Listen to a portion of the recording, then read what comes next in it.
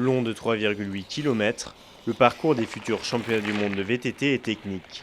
Des sauts, des courbes relevées ou encore des pierres parsèment ce circuit qui verra en août prochain les meilleurs athlètes du monde se disputer la victoire. Et parmi les prétendants à la médaille, y figurent évidemment Loana Lecomte et Thomas Griot, deux vététistes originaires des Pays de Savoie venus aujourd'hui reconnaître le parcours à 2 mois de l'événement. Tous les ans, le championnat du monde en VTT, c'est une course particulière, c'est vraiment un objectif. Donc là, le fait que ce soit à la maison, c'est encore plus un objectif, mais on le prépare comme j'aurais préparé des championnats du monde dans un autre pays, ça c'est sûr.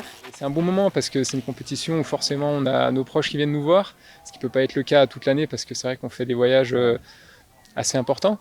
Donc voilà, il y a ce mélange un peu de stress et de pression pour un événement d'envergure où on a envie de performer et puis forcément peut-être l'envie d'encore un petit peu de faire un petit peu mieux en étant à la maison devant la famille et les amis. Cela faisait 18 ans que l'Égée et la Haute-Savoie n'avaient plus accueilli ces championnats du monde de VTT.